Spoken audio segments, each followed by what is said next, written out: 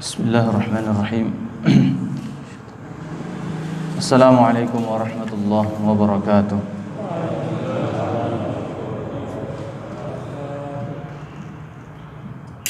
Alhamdulillahi rabbil atiyah. Wassalatu wassalamu ala khairil bariyah wa ala alihi wa sahbihi dhawin nufusiz zakiyah. Asyhadu an la ilaha illallah wahdahu la syarika lah wa asyhadu anna Muhammadan abduhu wa rasuluh wa safiyuhu min khalqihi wa habibuh ballagha ar-risalata wa adda al-amanata wa nasaha al-ummah wa kashafa al-ghummah wa jahada fillahi haqqa jihadihi hatta atahu al-yaqin.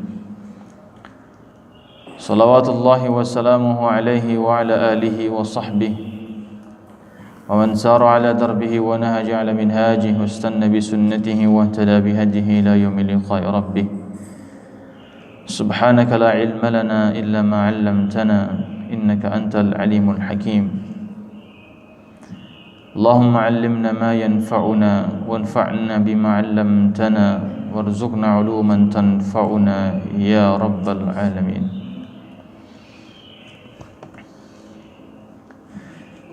Alhamdulillah, kita bersyukur kepada Allah Subhanahu wa ta'ala. Hari ini adalah hari yang ke-323.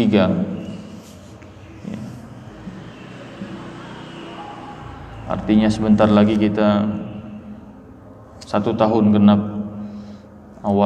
sejak awal pandemi tahun 16 Maret tahun lalu. 323 hari yang tentu mungkin sebagian ada yang kehilangan anggota keluarganya, sebagian ada yang kehilangan pekerjaannya, sebagian ada yang kehilangan beberapa sumber penghasilannya, sebagian yang mungkin ada kehilangan usahanya ya. Tapi setidaknya alhamdulillah sampai pagi ini kita semua sama sekali tidak kehilangan iman Islam kita, karena dengannya kita hidup ya. Kemudian juga tentu kita punya harapan yang sama, dengannya kita diwafatkan oleh Allah Subhanahu wa ta'ala. Wala tamutunna illa wa antum muslimun. Dan salat subuhnya kita adalah bagian dari tanda-tanda keimanan insyaallah. Makanya kalau mau melihat orang Islam, lihatlah salat Jumat. Tapi kalau mau melihat orang iman, lihatlah salat subuh. Dan insyaallah ini bagian daripada alhamdulillah kita tidak kehilangan iman Islamnya kita. Yang kedua, salawat dan salam kita sampaikan kepada junjungan kita Nabi besar Muhammad sallallahu alaihi wasallam, kepada keluarganya, para sahabatnya, dan mudah-mudahan kita mendapatkan salawat dan salam yang sama juga dalam kehidupan dunia ini, sebagaimana Allah terus menyampaikan salawat dan salamnya beserta para malaikat kepada Rasulullah sallallahu alaihi wasallam. Mudah-mudahan Allah juga menyampaikan salawatnya kepada kita sebagai salah satu umat beliau, yang kemudian insyaallah pada hari kiamat menjadi wasilah salawat ini untuk menjemput syafaat Rasulullah sallallahu alaihi wasallam. Jamaah sekalian yang dimuliakan Allah Subhanahu wa ta'ala,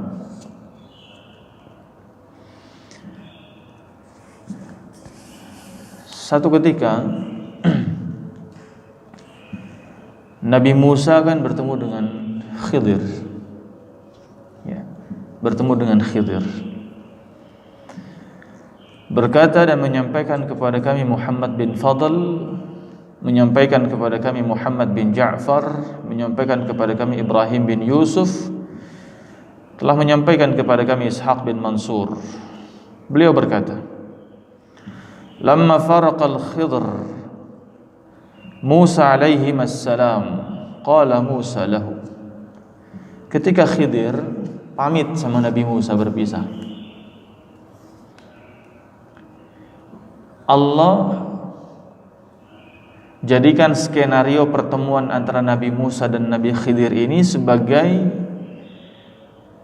proses bagaimana Allah mengajarkan Nabi Musa tentang hakikat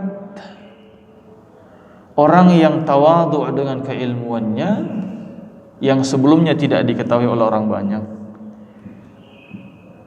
Seorang wali ya yang kemudian mastur. Dan wali-wali mastur ini banyak sebenarnya. Justru karena mastur itulah dia nggak kelihatan. Ya. Bisa jadi orang-orang yang kita sepelekan di pinggir jalan dialah wali Allah Subhanahu wa taala. Yang salat subuhnya lebih khusyuk dibanding kita. Yang tahajudnya lebih banyak dibanding kita. Yang istighfarnya lebih menghayati dibanding kita. Yang sedekahnya jangan-jangan dengan keterbatasannya lebih besar, lebih ikhlas dibanding kita. Yang jangan-jangan atas izin Allah dia udah pernah haji, kita belum. Yang jangan-jangan dia juga merawat anak yatim banyak di rumahnya. Mastur. Allah seperti kemudian menegur Nabi Musa alaihi salatu wassalam bahwa ada seseorang yang Anda belum tahu sebelumnya dan dia punya ilmu yang kemudian engkau tidak punyai. Maka momentum itu kemudian dimanfaatkan betul oleh Nabi Musa untuk menggali dan meminta ilmu yang berharga dari Khidir ini. Maka kemudian Musa berkata kepada Khidir alaihi wassalam, "Izni, tolong kasih aku nasihat." Seringkali kebiasaan salafus salih kita, setiap kali bertemu sebelum berpisah mereka saling meminta nasihat. Ini menjadi tradisi yang baik, menjadi kebiasaan yang baik yang perlu kita hidupkan. Bertemu dengan siapapun minta nasihatnya. Dan meminta nasihat tidak peduli status kita seperti apa sekarang dan sebagai apa sekarang. Dan bukan karena ada motivasi lain, kecuali memang betul-betul tulus meminta nasihat. Ad-dinun nasihah. Agama ini intinya kan nasihat. Semua rugi kecuali yang beriman, beramal saleh, saling mewasiatkan dalam kebenaran, saling mewasiatkan dalam kesabaran. Yang kata Imam Syafi'i, kalaulah Al-Quran turun hanya satu surat, maka surat Al-Asr cukup mewakili semua isi Al-Quranul Karim. Ya. Nabi Musa statusnya Nabi, statusnya kalimullah yang diajak bicara sama Allah. Tapi beliau kemudian tidak memandang dirinya lebih mulia dibandingkan Khidir. Beliau minta nasihat, "Izni, kasih aku mau'izah hasanah, kasih aku wejangan." Maka kemudian qal, "Ya Musa, iyyaka wal dajjata wa la takun mashiyan bighairi hajah." Ini dia. Enggak perlukah engkau ini keluar-keluar, jalan-jalan, kemanapun pergi-pergi tanpa ada hajat yang jelas. Ini cocok banget lagi masa pandemi begini. Ya. Jadi segala sesuatu harus dengan tujuan yang jelas. Kita ke masjid ini mau ngapain sih? Gitu. Dari sejak berangkat dari rumah tadi sudah dirancang saya ke masjid. Nanti saya mau salat qabliyah, tahiyatul masjid, salat jamaah subuh, ikut kajiannya, gitu kan? Terus nanti ada kotak infak, saya taruh di situlah. Saya ambil dulu dari dompet saya. Kemudian nanti ya selesai saya coba keliling olahraga, siapa tahu ada yang udah mangkal itu. Bapak-bapak tunanetra jual kerupuk di dandan situ. Sudah diniatkan betul.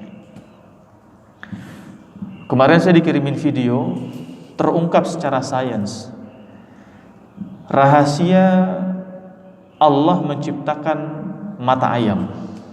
Allahu Akbar. Ternyata mata ayam itu lebih hebat tanda petik dibanding mata manusia. Karena mata ayam bisa menangkap cahaya yang tidak bisa ditangkap oleh manusia. Salah satunya adalah cahaya ultraviolet.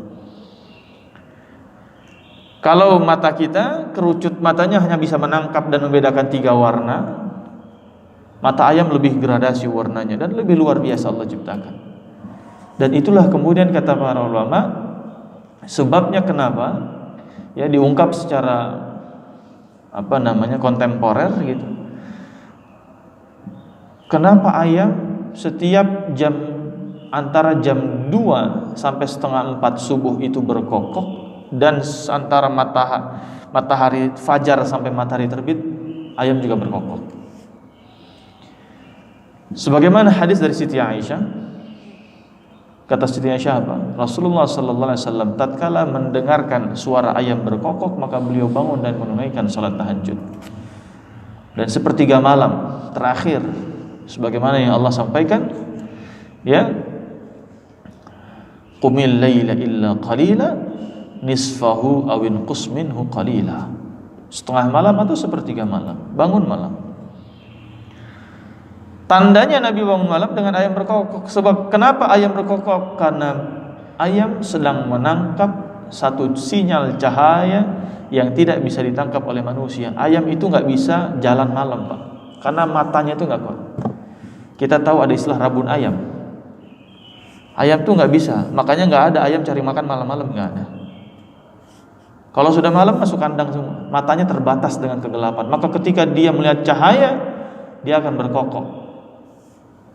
Dan kata Nabi, kalau Anda mendengar suara kokok ayam jantan, maka ketahuilah bahwa dia sedang melihat malaikat yang sedang turun. Jam 2 sampai setengah 4 itu jamnya malaikat turun. Terus jam 6 kurang lebih matahari terbit, matahari fajar menjelang sampai matahari terbit, ayam berkokok lagi. Padahal matahari sudah ada. Cahaya apa yang dia lihat? Kata Nabi, malaikat turun di antara matahari fajar sampai matahari terbit membagi-bagikan rizki. Makanya malaikat senantiasa berdoa, ya Allah, setiap pagi ada 2 malaikat yang berdoa, Allahumma a'ti mumsikan talafa, Allahumma a'ti munfiqan khalafa. Ya Allah, berikan ganti bagi orang-orang yang berinfak dan berikan kebinasaan bagi orang-orang yang menahan-nahan hartanya. Na'udzubillah min dzalik. Jadi semua hidupnya terencana. La tamshi bi ghairi hajah. Enggak perlu kita jalan kemana, pergi kemana tanpa ada hajat yang jelas, tanpa ada keperluan. Apalagi apa yang kita jalankan itu tidak ada hubungannya sama sekali dengan akhiratnya kita. Rugi sekali. Ya. Kemudian yang kedua, wala tadhak min ghairi ajab. Jangan ketawa sampai kemudian seperti orang yang ketawanya itu mengherankan. Kok bisa sampai ketawa begitu gitu. Bukan hanya ketawa terbahak-bahak, tapi ketawa yang tidak ada juntrungan dan tidak ada kejelasannya. Untuk apa dia ketawa begitu? Makanya Nabi kan disampaikan dalam banyak riwayat itu ketawanya tidak sampai membuka mulutnya lebar-lebar. Ya. Tidak boleh qahqahah, tidak boleh sampai ha ha ha ha, itu enggak boleh. Al-qahqahah, ya, terbahak-bahak.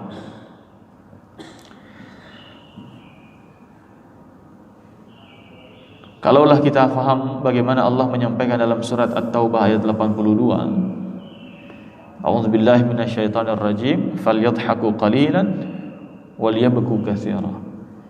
Hendaklah mereka-mereka yang faham itu, yang memang betul-betul ada iman dalam hatinya, betul-betul kecintaannya kepada negeri akhirat itu hidup dalam hatinya, hendaklah sedikit tertawanya, perbanyak menangisnya. Sebab kata Ibnu Abbas, man aznaba wa huwa yadhhak dakhala an-nar wa huwa yabki. Ini luar biasa nih kata-kata Ibnu Abbas ini. Siapa yang merasa dirinya punya dosa dan masih bisa tertawa, maka dia akan masuk neraka dalam kondisi menangis. Sekarang pertanyaannya, siapa di antara kita yang gak ada dosa? Pasti ada dosa. Saya pun begitu, siapapun. Karena yang maksum tanpa dosa hanya Nabi Muhammad sallallahu alaihi wasallam. Man adzaba wa huwa yadhhak. Sudah jelas-jelas dia berbuat salah, berbuat dosa, berbuat maksiat, wa huwa yadhhak, dan masih bisa sambil ketawa lagi berbuat dosanya. Masih bisa menertawakan perbuatan dosanya. Dakhalan nar wa huwa yabki, maka na'udzubillah, masuk neraka dalam kondisi menangis. Kemudian juga disampaikan aktsarun nas dhahkan fid dunya, aktsaruhum bukaan fil akhirah, wa aktsaruhum bukaan fid dunya, aktsaruhum dhahkan fil jannah.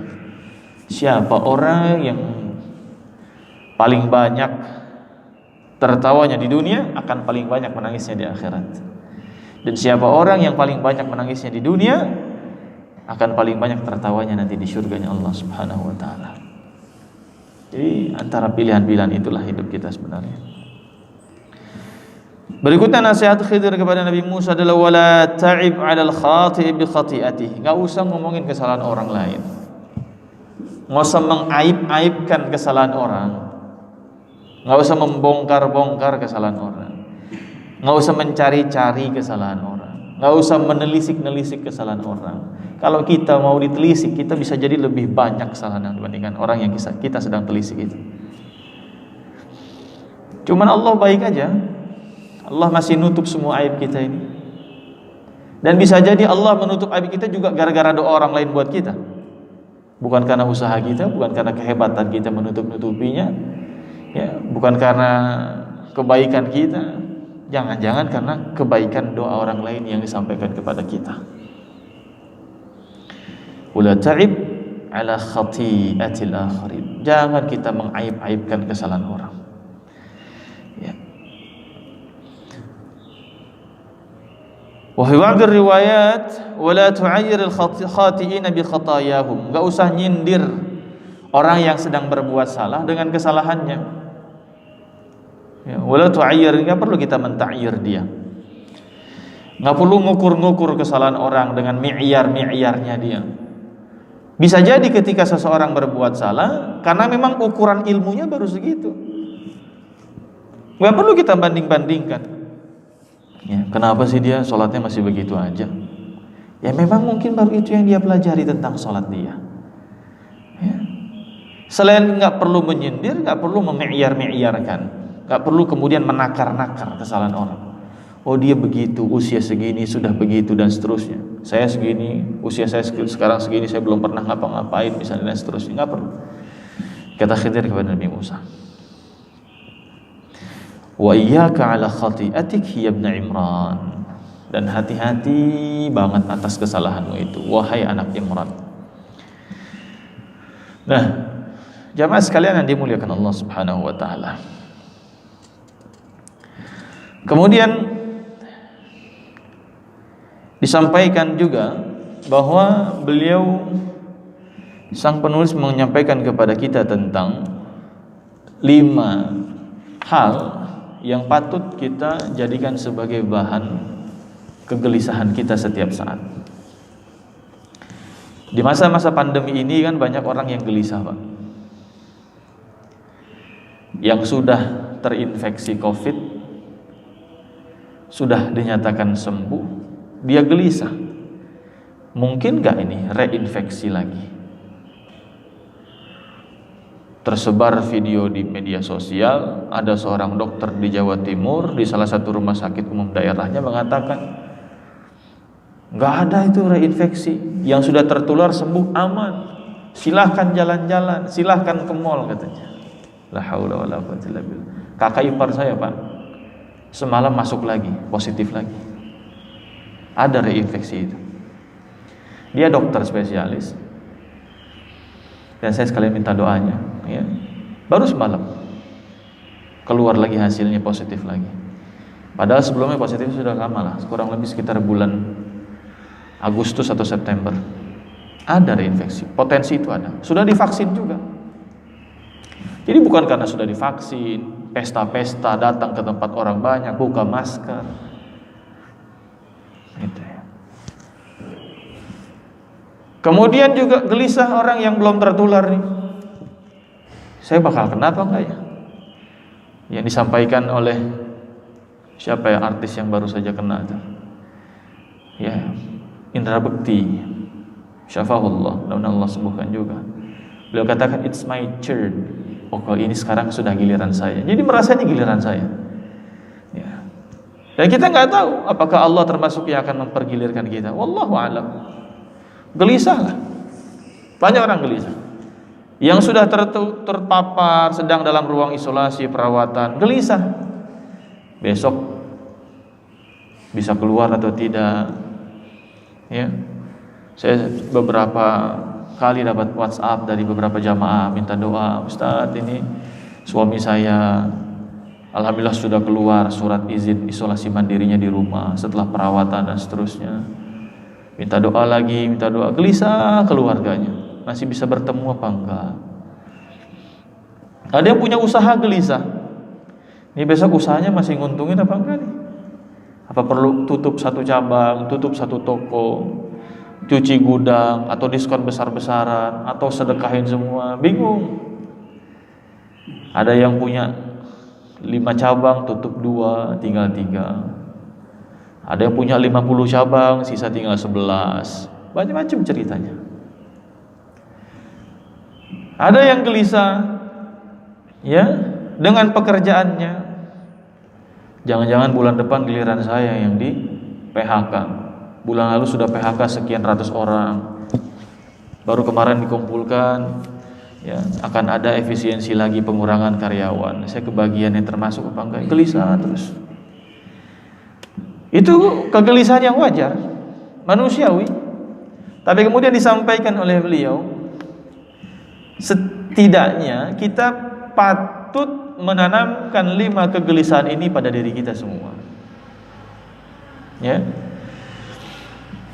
Ghammul ahya'i khamsatu asya. Kegelisahan orang yang hidup hatinya itu ada pada 5 hal. Kuncinya harus hidup enggak hatinya nih.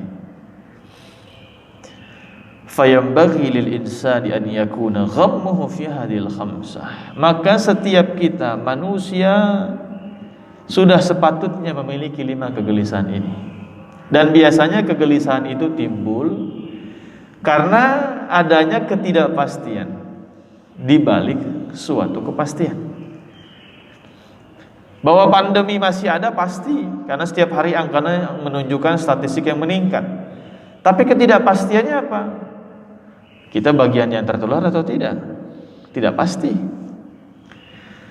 Bahwa ekonomi sedang turun pasti. Perusahaan sedang tidak untung pasti. Tapi ketidakpastiannya saya termasuk yang dipecat atau tidak? Dan seterusnya. Adanya ketidakpastian di balik satu kepastian menimbulkan kegelisahan. Nah, maka 5 kegelisahan ini pun diakibatkan dari atau ditimbulkan dari ketidakpastian di balik satu kepastian itu. Yang pertama adalah ghammuz dzunubil madiyah. Ya. Li'annahu qad aznaba dzunuban wa lam yatabayyan lahu al-'afwu fayanbaghi an yakuna maghmuman biha, masyghulan biha. Patut bagi kita untuk menanamkan kegelisahan atas ketidakpastian di balik satu kepastian. Yang pertama, kepastian bahwa kita adalah semua pernah berbuat dosa. Pasti demi Allah semua kita pasti pernah berbuat dosa. Karena Allah yang mengatakan itu. Kullu bani Adam, Nabi Muhammad SAW mengatakan kullu bani Adam khatta'un. Semua manusia adalah pelaku salah. Pasti. Nabi Adam, Nabi kok tergoda juga, berbuat salah juga. Sama Allah disuruh masuk ke dalam surga, makan semuanya sesuka dia. Tapi kemudian Allah melarang satu larangannya, dilakukan. Berbuat salah. Nabi Muhammad sallallahu alaihi wasallam pernah ditegur sama Allah Subhanahu wa taala, turun surat Abasa, turun surat At-Tahrim ayat 1 itu sampai ayat 5. Ya. Pernah berbuat salah. Kalau kita mau hitung-hitung dosa kita, demi Allah tidak ada yang bisa menghitungnya. Dosa mata kita, dosa telinga, dosa lisan, dosa tangan. Mungkin dulu waktu kuliah pernah bohong titip absen gitu ya, sama teman bilangnya hadir padahal tidak hadir gitu misalnya. Tanda tangan palsu misalnya ya. Kaki kita, Masya Allah, hati kita dengan prasangka buruk kepada orang ya. Kemudian juga ada kedengkian kepada saudara. Ya kata Nabi, dengki itu bisa menghapuskan amal sebagaimana api menghanguskan kayu bakar. Dosa yang pasti ini, yang sudah pernah kita lakukan, kecil ataupun besar, dan setiap hari mungkin kita sudah istighfar. Habis sholat, selesai salam kanan, Assalamualaikum warahmatullahi, Assalamualaikum warahmatullahi. Lafaz yang pertama kali kita ucapkan, Astaghfirullahaladzim. Tahajud kita, sholat taubat kita, dalam renungan malam kita, dalam duduknya di atas sajadahnya kita, dalam sujudnya kita yang panjang, mohon ampun. Wabil asharihum yastaghfirun. Orang-orang bertakwa yang Allah siapkan syurga bagi mereka, salah satunya karakter mereka adalah yang di waktu sahur mereka memperbanyak istighfar. Mau mencontoh Nabi beristighfar setiap hari dengan bilangan-bilangan tertentu. Nabi dikatakan 70 kali, 100 kali setiap hari istighfar. Tapi ada yang tidak pasti. Walam yatabayyan lahul af. Belum pasti Allah sudah maafkan. Ini pas saya baca ini teguran banget buat saya waktu itu. Ya Rabb, benar juga ya. Kita istighfar belum tentu tulus. Jangan-jangan cuma keluar dari lisan begitu aja ngalir. Tidak diresapi dengan astagfirullahaladzim. Bayangkan dosanya, siapa yang kita zalimi dalam dosa itu. Kita meremehkan Allah, tidak melihat ketika kita berbuat dosa itu. Terus dengan kalimat satu istighfar. Saya pernah ikut training itu, Pak. Jangankan istighfar, hanya dengan mengatakan la ilaha illallah saja satu kali, kalau kita sungguh-sungguh demi Allah bisa nangis. Hanya dengan la ilaha illallah diresapi masuk hati kita itu. Demi Allah bisa nangis ya. Dan ketika kita ikut training itu, semuanya nangis. Saya takjub sekali. Bukan karena nangis ikut-ikutan, tapi nikmat gitu. Zikir itu betul-betul nikmat. Kita sholat taubat mungkin sudah sekian kali, tapi lagi-lagi tidak pasti Allah maafkan kita. Maka kalau perasaan yang ini muncul, fayambaghi an yakuna maghmuman bihi masyghulan bihi. Kalau rasa gelisah ini muncul, orang pasti sibuk mikirin dosanya. Masyghul bihi, sibuk dengan dosa sendiri. Dia nggak akan sibuk dengan dosa orang lain. Nggak akan sibuk komentarin dosa orang lain. Nggak akan sibuk mencari-cari ngorek-ngorek dosa orang lain.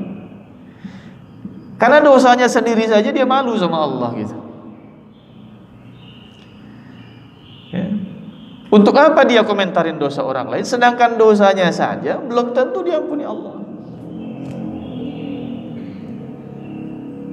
Dan orang-orang yang punya rasa gelisah seperti ini, hidupnya tidak akan pernah meremehkan dosa. Karena ketika dia ingin berbuat dosa lagi, yang kemudian ada kecenderungan nafsunya untuk meremehkan dosa ini, dia akan katakan kepada dirinya, wahai diri, yang kemarin aja engkau istighfar belum tentu Allah ampuni kok. Kau sudah berani melakukan yang lain lagi. Jadi dia tidak akan sombong dengan dosanya. Dia tidak akan meremehkan dosanya. Dia tidak akan sibuk dengan dosa orang lain, tapi kesibukannya adalah bagaimana terus beristighfar kepada Allah, minta ampun kepada Allah, karena tidak ada satupun dari dosa kita yang sudah pasti diampuni oleh Allah Subhanahu wa taala. Maka kegelisahan itu hadir. Ini yang pertama. Kemudian yang kedua, annahu qad amila al-hasanati wa lam yatabayyan lahu al-qabul. Ini lebih dahsyat lagi nih. Kata beliau, kita semua pasti pernah berbuat baik. Karena hanya dengan mengucapkan asyhadu an la ilaha illallah, kalimat thayyibah, itu kalimat baik. Kita berkata dua kalimat syahadat sebagai kalimat thayyibah kita. Thayyib artinya baik, berarti sudah ada kebaikan yang kita lakukan.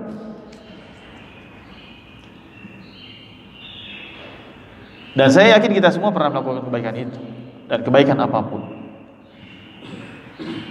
Salat subuh kita hari ini pasti bukan salat subuh yang pertama kali dalam hidup kita, kecuali ada yang mu'allaf di sini. Baru tadi malam mu'allafnya, kan nggak ada.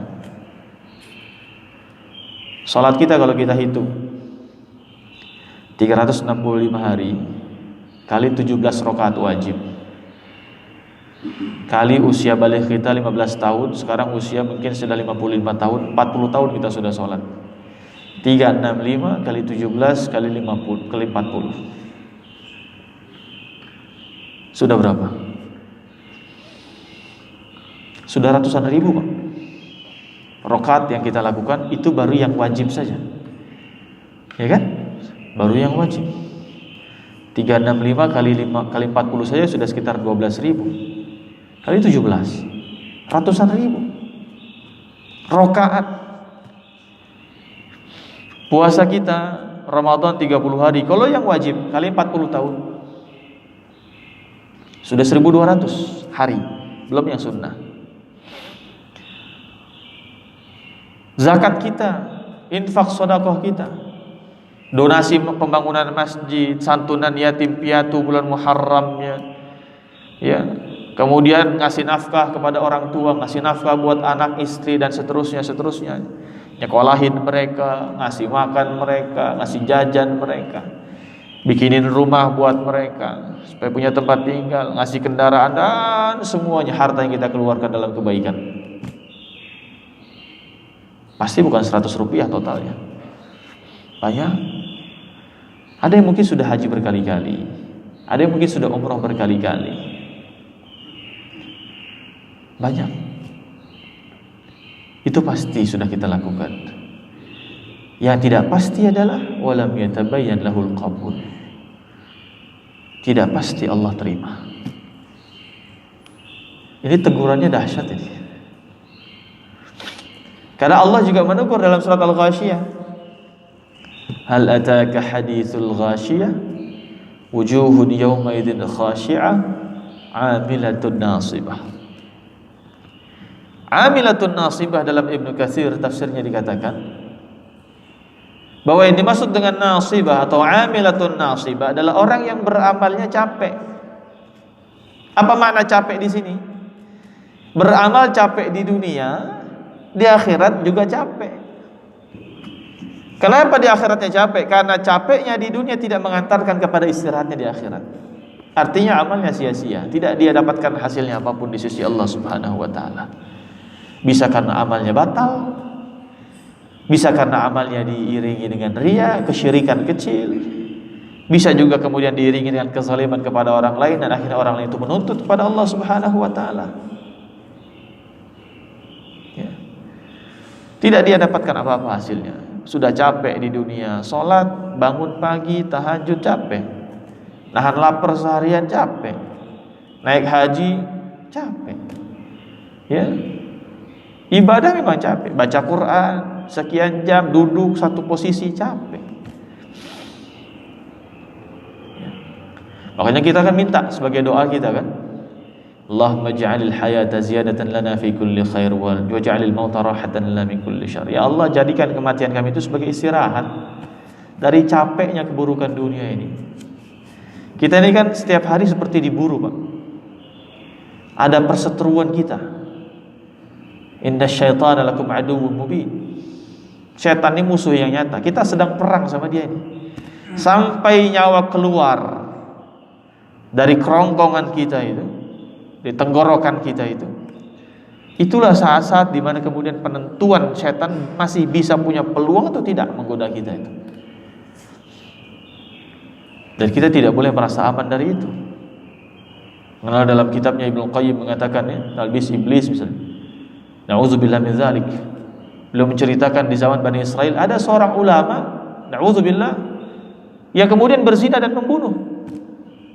Ilmunya tinggi, tapi berbuat dosa besar. Itulah hebatnya syaitan gitu, tanda petik ya. Allah izinkan syaitan untuk bisa begitu. Apalagi kita, apalagi saya, yang ilmu kita rendah semua dibandingkan para ulama-ulama kita, para anbiya, tidak ada apa-apanya. Kalau bukan karena rahmat Allah sama kita nih, ya Allah, gak mungkin kita jadi orang baik seperti ini, gak mungkin. Yang Allah tolong, Allah ambil, ditaruh tinggal di sekitar sini, dekat masjid, dibangunkan malam, bisa bangun subuh, datang ke masjid. Kalau bukan Allah yang sayang sama kita, gak mungkin kita begini. Tapi sayangnya banyak orang yang ujub dan tertipu dengan amalnya sendiri. Nah ini dia. Padahal ketika dia banggakan amalnya di hadapan orang, belum tentu amalnya diterima Allah Subhanahu wa ta'ala. Belum tentu Allah banggain amalnya di hadapan makhluknya di langit sana. Tapi kita kok berani membanggakan amal itu kepada orang lain? Ini dulu masjid saya yang bikin loh Pak. Allahu Akbar. Rumah-rumah Allah loh. Dulu saya nyumbang ininya Bapak, nyumbang ini, nyumbang itu. Ya. Ini pesantren bisa maju dulu saya Pak, yang ngurusnya. Ya. Sekarang orang rajin ke majelis taklim karena saya Pak. Ya. Amal yang kita buat, na'udzubillah min dzalik. Orang yang punya rasa gelisah seperti ini, yang pertama tidak akan pernah membanggakan amalnya. Sebab apa? Dia punya rasa gelisah. Toh amal saya belum tentu diterima Allah kok. Buat apa saya banggakan kepada orang lain? Ini yang pertama. Ya. Yang kedua, orang-orang yang punya rasa gelisah seperti ini, dalam setiap dia selesai berbuat amal saleh, yang dia minta adalah penerimaan Allah Subhanahu wa ta'ala. Ya Allah terima. Sebagaimana Nabi Ibrahim dan Nabi Ismail dalam surat Al-Baqarah. A'udzubillahi minasyaitonir rajim. Wa idz yarfa'u Ibrahimul qawa'ida minal baiti wa Ismail Rabbana taqabbal minna innaka antas sami'ul alim. Ingatlah ketika Ibrahim membangun Ka'bah itu. Kita suruh ingat sama Allah. Ka'bahnya kita ingat. Yang sudah umrah insyaallah ingat Ka'bah gimana gitu ya, kebayang. Tapi ingatlah kata Allah tatkala Ibrahim dan Ismail selesai bangun Ka'bah itu, mereka berdua berdoa. Berarti yang disuruh ingat Ka'bahnya doang apa juga doanya Ibrahim? Doanya Ibrahim suruh kita ingat. Apa doa Nabi Ibrahim? Rabbana taqabbal minna. Ya Allah, terima ya Allah. Sekelas Nabi Ibrahim Pak, Khalilullah, kekasih Allah, berbuat amal saleh, bikin rumah Allah, bikin menegakkan Ka'bah sebagai Baitullahil Muharram. Selesai itu yang beliau minta sama Allah, ya Allah terima amal baik saya ini. Gak bangga-banggain diri, minta diterima. Kalau kita selesai berbuat amal soleh, gak minta sama Allah supaya amal kita diterima, kok rasa-rasanya sombong sama Nabi Ibrahim gitu. Dia masih mohon-mohon untuk diterima amalnya. Padahal beliau kekasih Allah Subhanahu wa ta'ala. Kemudian orang-orang yang punya rasa gelisah seperti ini, dia gak akan puas beramal dengan satu amal, nggak pede, nggak merasa cukup dengan satu amal. Yang dia pikirkan adalah selesai saya berbuat amal ini, saya bisa berbuat apa lagi ya? Karena yang baru saja saya lakukan belum tentu Allah terima, maka saya akan pancing terus agar Allah terima. Saya kira-kira berbuat amal soleh apa lagi? Orang hari Jumat pagi-pagi sudah salat subuh di masjid, sudah tahajud, sudah salat syuruk, ikut kajian subuh, salat duha, sudah sedekah pagi. Pulang ke rumah dia berpikir lagi, apa lagi yang saya bisa lakukan? Oh iya, baca surat Al-Kahfi, baca Al-Kahfi. Selesai baca Al-Kahfi dia akan berpikir lagi, apa lagi yang saya bisa lakukan ya? Oh iya, belum saya baca salawat kepada Nabi, baca salawat, berapa banyak salawat. Terus begitu yang dia pikirkan, apalagi amal solehnya. Kira-kira apa lagi? Oh iya, kata Nabi, hari Jumat itu kita harus bersegera ke masjid karena setiap softnya itu punya kemuliaan. Sebagaimana orang yang sedekah telur onta sampai telur ayam yang paling belakang, saya harus kejar itu. Begitu terus pikiran. Fa idza faraghta fansab. Kalau sudah selesai satu urusan kebaikan, segeralah menuju urusan kebaikan yang lain. Ini orang-orang yang punya rasa gelisah itu. Kemudian jemaah sekalian yang dimuliakan Allah Subhanahu wa taala, yang ketiga,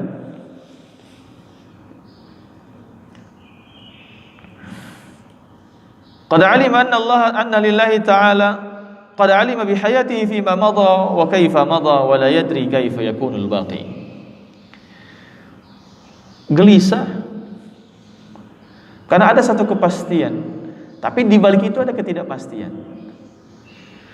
Apa kepastiannya? Yang ketiga adalah kepastian bahwa kita telah melalui masa lalu. Kita hidup hari ini karena kita pernah melalui masa lalu. Semua kita, kecuali orang yang baru hidup hari ini, baru lahir hari ini. Ini kan yang ada di masjid ini semuanya pasti pernah melalui masa lalu, karena usianya macam-macam. Ada yang masa lalunya 13 tahun, ada yang masa lalu saya 33 tahun gitu ya.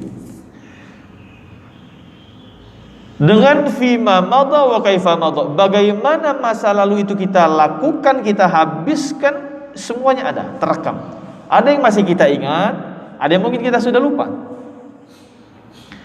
Kita masa lalu kita dengan siapa, sedang kemana, ya, kapan kita melakukannya, apa yang kita lakukan, bersama siapa, itu semua pasti sudah pernah berlalu. Wala yadri kaifa yakunul baqi, tapi tidak ada satupun yang tahu bagaimana akhir dan sisa dari usia itu. Kalaulah masa lalu kita pernah bersama dengan orang-orang zalim, itu pasti, karena gak akan pernah terulang dan terkoreksi. Tapi kita bisa mengoreksi masa depan kita dengan sesuatu yang tidak pasti dari usia kita ini. Orang-orang yang punya rasa gelisah seperti ini, dia akan fikir-fikir ulang ketika mau bersama dengan orang-orang. Dia akan nilai, ini orang yang saya akan bersamai di sisa usia saya, kira-kira menjadi orang-orang yang menyelamatkan saya di akhirat atau mencelakakan. Orang-orang yang saya ingin bersamai di akhir usia saya ini, jangan-jangan ini orang-orang yang akan saya lihat terakhir dan saya bersamai terakhir di dunia ini. Ketika saya ingin melakukan sesuatu, saya akan berpikir, jangan-jangan sesuatu yang ingin saya lakukan ini menjadi sesuatu yang terakhir yang saya lakukan di dunia ini. Kalau mau niat nyolong, ya Allah jangan sampai ini yang saya niat nyolong saya ambil jadi amal terakhir saya. Ketika saya ingin bersama seseorang, saya akan berpikir lagi, jangan-jangan ini orang terakhir yang saya jumpai. Ketika saya mau pergi ke satu tempat, saya berpikir jangan-jangan di tempat itulah saya terakhir adanya. Mau naik pesawat, berpikir jangan-jangan pesawat ini nanti jatuh. Nggak ada masalah. Walaupun banyak orang yang kemudian lebih takut naik pesawat daripada takut naik tempat tidur. Padahal angka kematian di atas tempat tidur lebih tinggi dibandingkan angka kematian di atas pesawat. Naik gunung, jangan-jangan di gunung terakhir tempat yang saya kunjungi habis ini meletus misalnya. Pas saya naik pas banget meletus, erupsi misalnya. Pas lagi di laut pas banget tsunami misalnya. Pas lagi di lereng pas banget misalnya tanah longsor. Berpikirnya begitu. Karena tidak ada satupun yang bisa memastikan bagaimana akhir dari usia kita. Gelisah. Termasuk duduknya kita di masjid ini, jangan-jangan duduk yang terakhir. Selesai pengajian, goyang-goyang, langsung jatuh. Kan nggak ada yang tahu. Ini yang ketiga. Apalagi Allah menegaskan dalam surat Luqman 34, ya, innallaha indahu ilmus sa'ah wa yunazzilul ghaitha wa ya'lamu ma fil arham wa ma tadri nafsun madza taksibu ghadan wa ma tadri nafsun bi ayyi ardin tamut. Enggak ada satupun yang tahu di mana dia mati, enggak ada satupun yang tahu apa yang akan terjadi besok di sisa usia kita. Maka Allah terus menegaskan, ittaqullah, bertakwa kepada Allah, wal tanzur nafsum ma qaddamat lighad. Lihat-lihatlah, tengok-tengoklah, cermatilah apa yang sudah engkau siapkan untuk hari esokmu. Kalau yang lalu sudahlah, yang buruk-buruk kita minta sama Allah, terus dengan istighfar seraya minta agar Allah bukakan ampunannya. Yang baik-baik kita berdoa kepada Allah agar Allah membukakan penerimaannya, qabulnya. Tapi yang belum terjadi ini masih kita bisa rencanakan, masih bisa kita minta taufiknya sama Allah Subhanahu wa ta'ala, persetujuannya Allah Subhanahu wa ta'ala, kebersamaannya Allah, petunjuknya Allah, kita bisa minta. Allahumma wafiqna likulli ma tuhibbuhu wa tardah. Ya Allah, berikan kami taufik terhadap segala sesuatu yang bikin engkau cinta dan bikin engkau ridha. Kalau engkau tidak ridha dengan apa yang akan aku lakukan, jangan berikan aku taufik di situ ya Allah. Jangan setujuin aku, kalau bisa halangin aku dan cegah aku. Itulah fungsi taufik.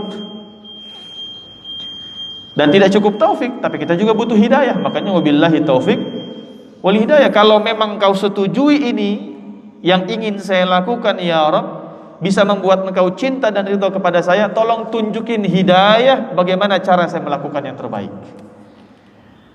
Petunjuknya ya Allah, kita minta. Ya Allah, saya punya rencana, ya Allah, saya pengen bikin pesantren.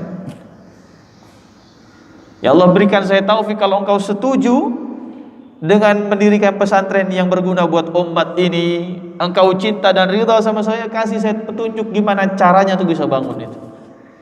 Dari mana mencari orang-orang yang bisa memberikan donasinya buat saya misalnya. Kita minta apapun dengan taufik dan hidayah itu. Itu yang ketiga.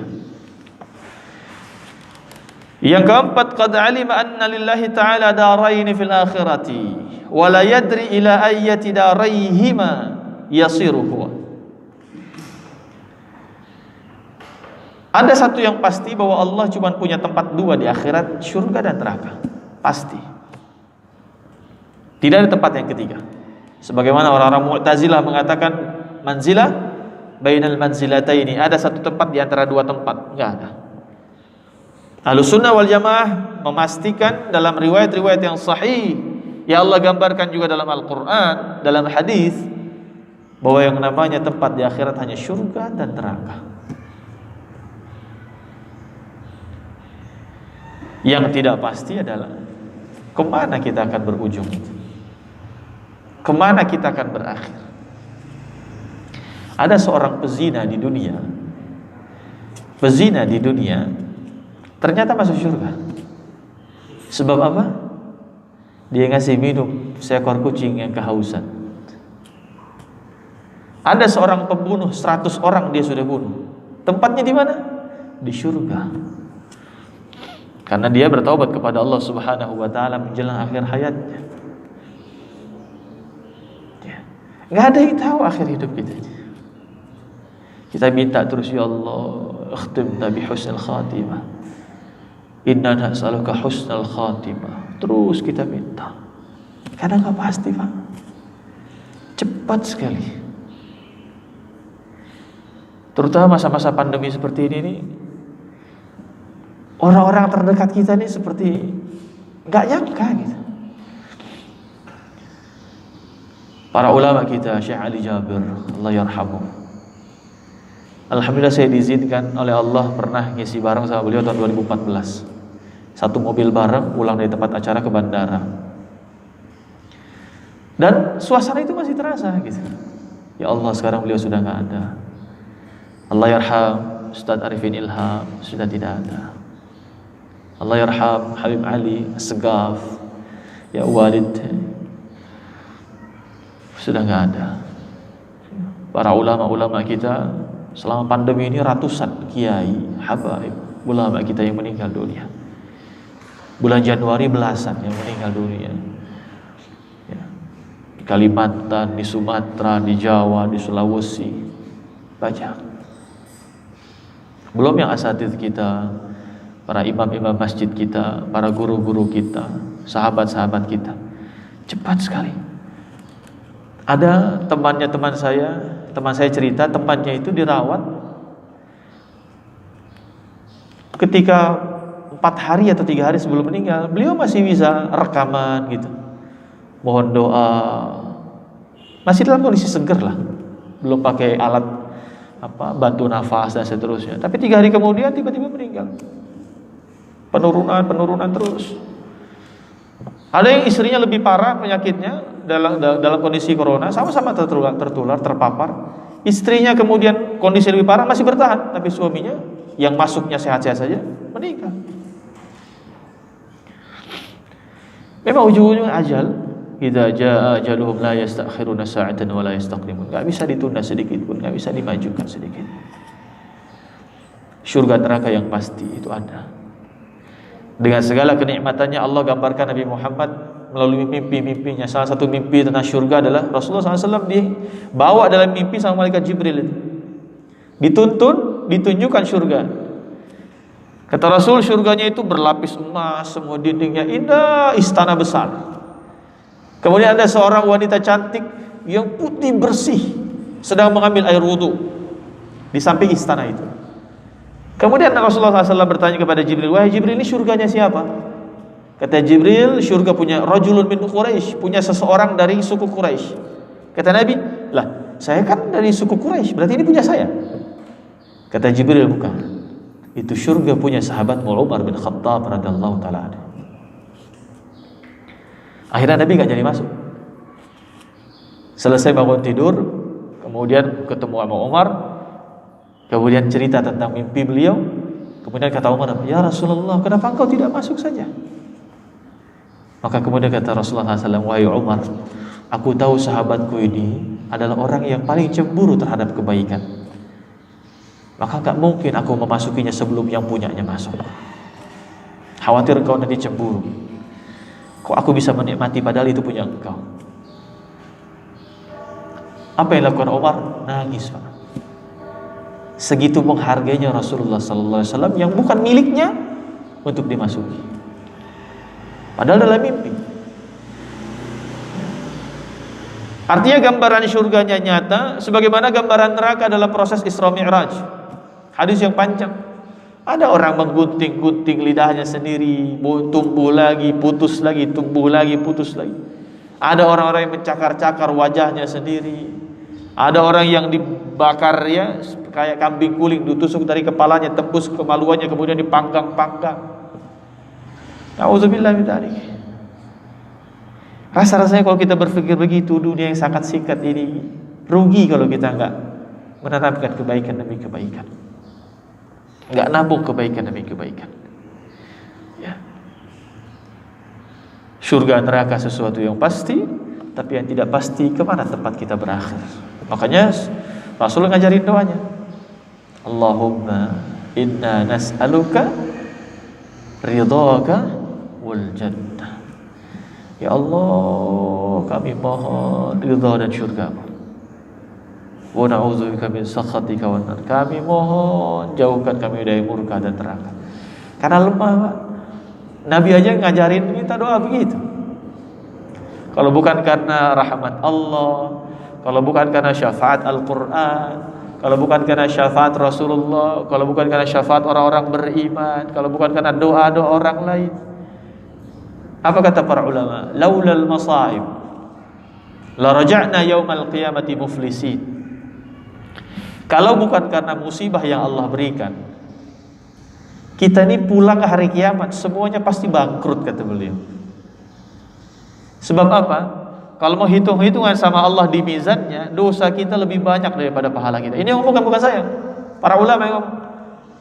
Laulal masaib, kalau bukan karena musibah yang Allah kasih ke kita sebagai bentuk pengampunan dosa untuk kita, la raja'na yaumal qiyamati muflisin, pasti kita bangkrut semua pulang hari kiamat. Bayangin dosa mata kita sama pahala baca Al-Quran, banyakan mana yang kita lakukan? Dosa lisan kita, ngomongin orang, gibahin orang, kadu domba orang, buka aib orang, dibandingkan zikir, banyakan mana? Tangan kita, tanda tangan yang gak jelas, yang palsu-palsu itu, dibandingkan rambut anak yatim yang kita usap, banyakan mana? Maka kata beliau begitu.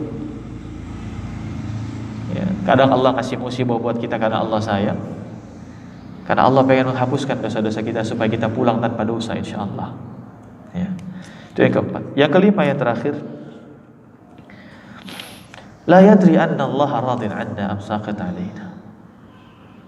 Allah itu cuma punya dua, ini yang pasti, ridhonya dan murkanya. Tapi tidak ada satupun di antara kita yang bisa memastikan sampai saat ini, dengan usia kita yang bervariasi ini, Allah ini sudah ridho sama kita atau jangan-jangan masih murka sama kita. Gak ada yang bisa memastikan, Pak. Dan alamatul ridha, Allah punya tanda-tanda ridhonya, dan juga alamatul sukht, Allah punya tanda-tanda kemurkaannya.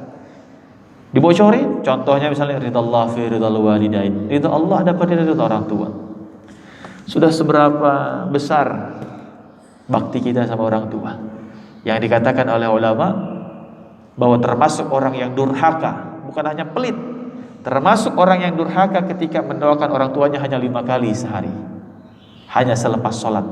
Rabbighfirli wali walidayya warhamhuma kama rabbayani shaghira. Hanya 1 kali setiap habis sholat 5 kali, maka hanya 5 kali doa.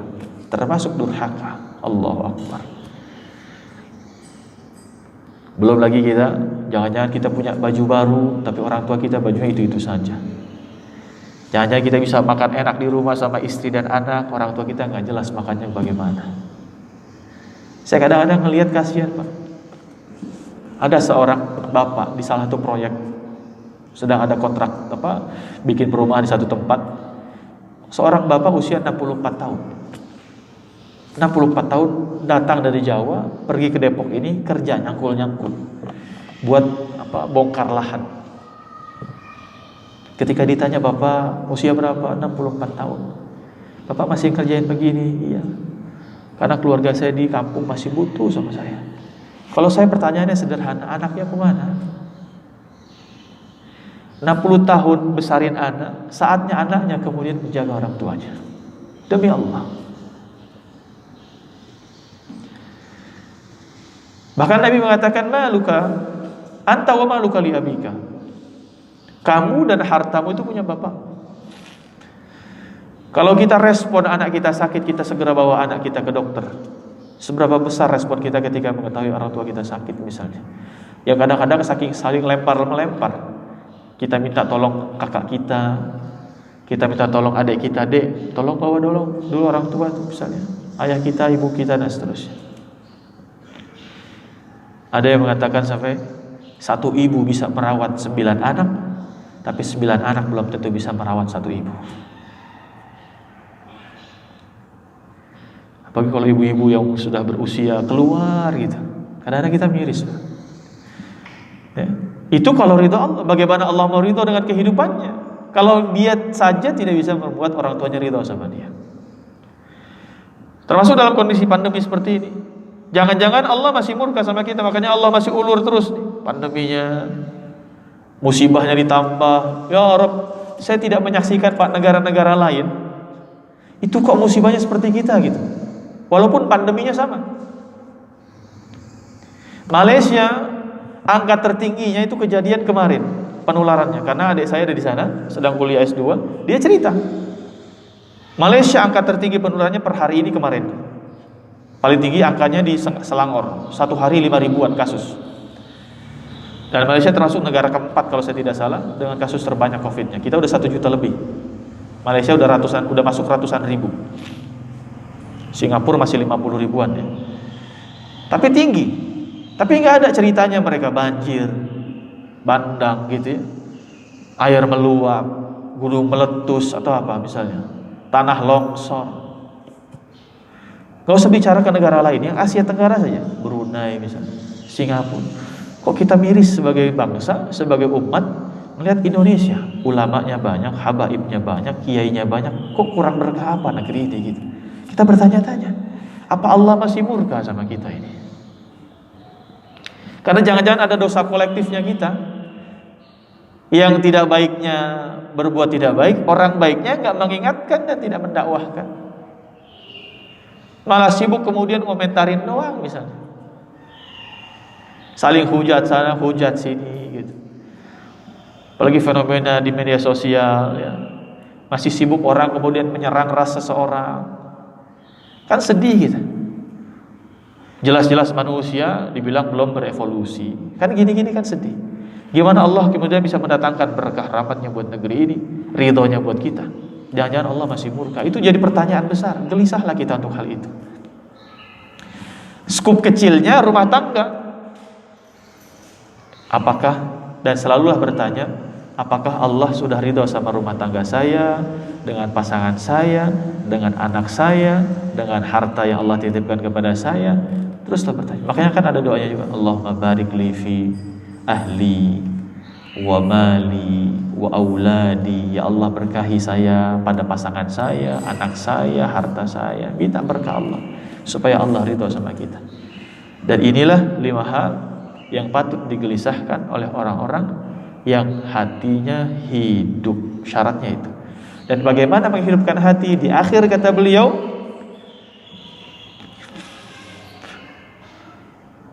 ya, faman kana ghammuhu fi hadhil asya'il khamsa fi hayatihi fa innaha tamna'uhu 'anil dhahik.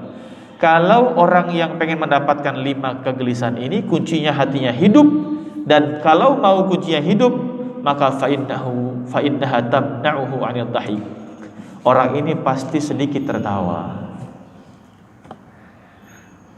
Orang ini gak akan nyempet-nyempetin tertawa, terpikir untuk tertawa, apalagi terbahak-bahak. Karena apa? Kata Nabi dalam hadis yang lain, iyyakum wa kasratad dhahki fa inna kasratad dhahki tumitul qalba. Hati-hati jangan banyak tertawa, karena banyak tertawa akan mematikan hati. Bagaimana mungkin hati mati? Mau mendapatkan 5 kegelisahan ini. Usinasi wa iyyakum bittaqwallah wa ta'atihi la'allakum tuflihun. Ini saya bisa sampaikan, kurang lebihnya mohon dimaafkan. Yang benar datang dari Allah Subhanahu wa taala, yang salah dari saya pribadi, dan sekali lagi mohon dibukakan pintu maaf yang seluas-luasnya. Aku qouli hadza wa astaghfirullah li wa lakum wa billahi taufiq wal hidayah. Wassalamualaikum warahmatullahi wabarakatuh.